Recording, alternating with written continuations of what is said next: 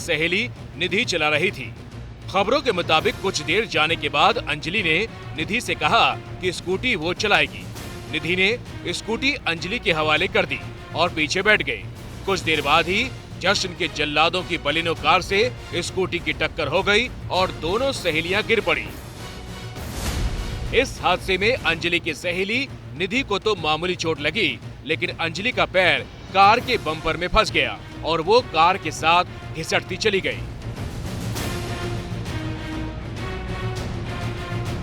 दिल दहला देने वाले इस हादसे के बाद निधि मौके से भागकर अपने घर पहुंच गई और कार के साथ घिसटती अंजलि की दर्दनाक मौत हो गई। अब सवाल यह है कि इतनी बड़ी घटना के बाद भी निधि ने पुलिस को फोन क्यों नहीं किया? अंजलि की दर्दनाक मौत के बाद भी निधि अब तक खामोश क्यों रही? आखिर इस खामोशी का राज क्या है? मैं होपलेस हो गई थी बहुत ज्यादा, इसलिए मैं चली गई। मैंने किसी को डर के मारे नहीं बताया। मैं किसको बताती, मैंने किसी को नहीं बताया। मैं घर पे चली गई डर के मारे। मैं घर पे जाने के बाद मैं बहुत रोई और मैं नहीं चाहती थी कि मेरे घर वालों पे बात आए और कुछ भी बात आए, इसलिए मैं बहुत ज्यादा डरी।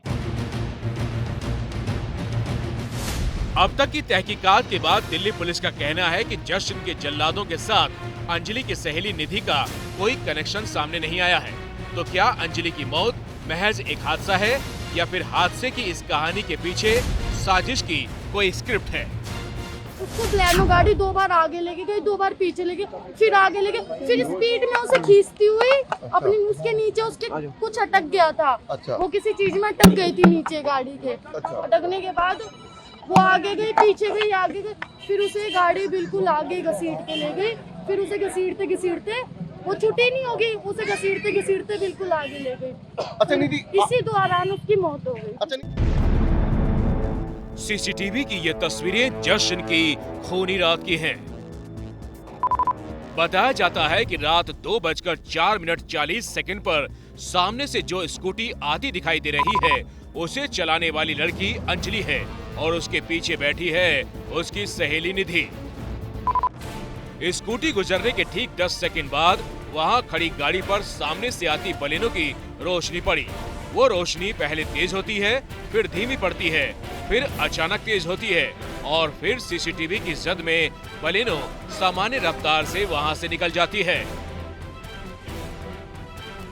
कहा जा रहा है कि जब गाड़ी की लाइट तेज और धीमी हो रही थी उसी वक्त स्कूटी के साथ बलिनो कार की टक्कर हुई जो सीसीटीवी कैमरे में कैद नहीं हो पाई। तो क्या ये सच है? मामले की तह तक जाने के लिए एबीपी न्यूज संवाददाता अभिषेक उपाध्याय ने घटनाक्रम की सारी कड़ियों को जोड़ा है।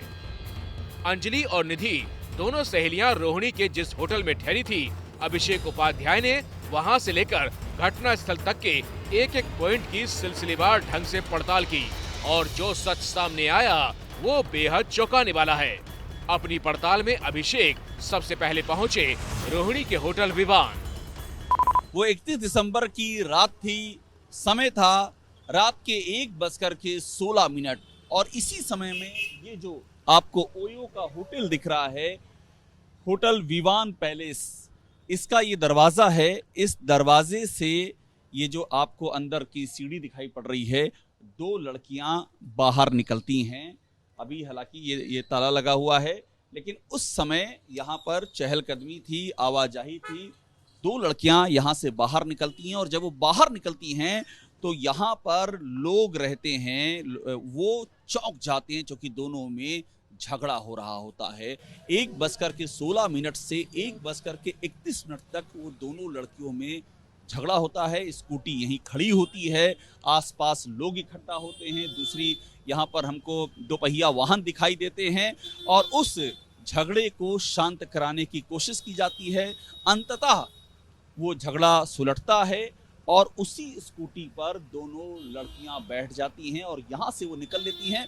और अब आपको हम पूरा वो यहाँ से लेकर के एक्सीडेंट की जो जगह बताई जा रही है वहां तक का पूरा सफर आपको हम दिखाएंगे। होटल के बाद अब बारी थी रास्तों के पड़ताल की। वो रास्ते जहां से जश्न की खूनी रात गुजरी थी, अंजलि और उसकी सहेली निधि।